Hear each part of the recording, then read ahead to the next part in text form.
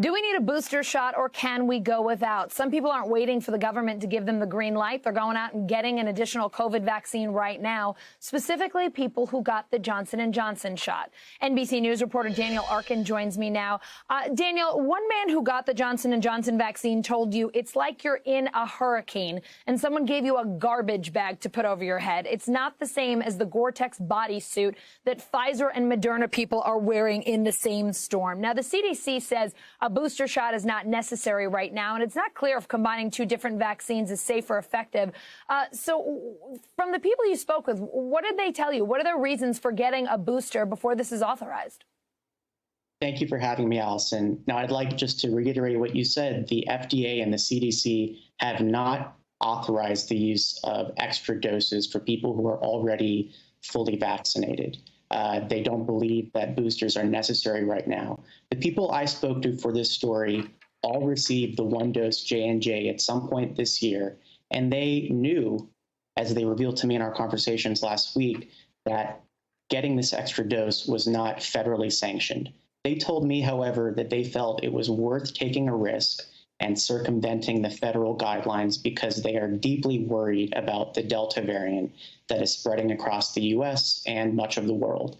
I spoke to one person in Northern California who told me that while he had received the one-dose Johnson & Johnson vaccine, he was very troubled by information he saw online. One study that suggested that the Johnson & Johnson one dose might be slightly less effective in preventing against variant infection than Pfizer or Moderna. Now, it's worth noting here that Johnson & Johnson has said that that particular piece of research does not account for the full range of protection that their vaccine offers.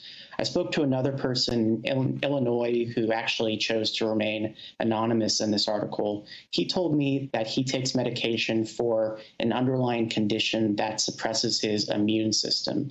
And he was very worried that as a result, he might be slightly more vulnerable to catching the Delta variant.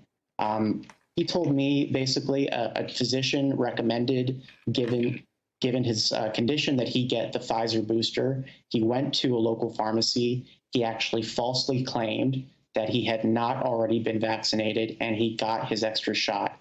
In our interview last week, he told me that he felt incredibly uncomfortable about crossing into what some might see as this potential ethical gray area. And it was not an easy decision for him to make because, as he told me, he felt a bit like a criminal. But in the light of day, he feels a sense of relief that he got what he believes to be an extra layer of protection against Delta. So we've heard about boosters in other countries where they're a bit more common. Germany, Canada, Israel. Here in the U.S., though, San Francisco is offering a, quote, supplemental dose. How does that work, and what are health officials saying about that move? That's right. Last week, the city of San Francisco announced that they would be offering what they call a supplemental dose of Pfizer or Moderna for people who got the one-dose J&J this year. But in their statement, San Francisco health officials insist that this does not represent a formal policy change. They insist they are very much aligned with the FDA and the CDC in that they are not explicitly encouraging or recommending people to get quote-unquote boosters.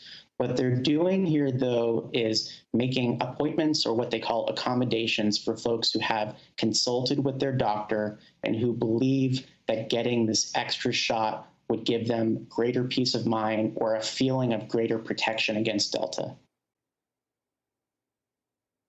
What is J&J saying about getting a second dose of their vaccine or getting a second dose of another? What is their stance here? In their statements to NBC News, Johnson & Johnson has strongly stood by the efficacy of their vaccine, saying and touting data that they believe shows that their vaccine is a robust, consistent, and reliable safeguard against COVID-19 and all of the known variants that are circulating around the world. In addition to that, on Friday, we got some information out of a new study that was conducted in South Africa that showed that the Johnson & Johnson vaccine is actually highly effective in preventing against the Delta variant. So if anything, that new study might give some additional peace of mind to people who got Johnson & Johnson but are now worried about what the variant means for them and their families.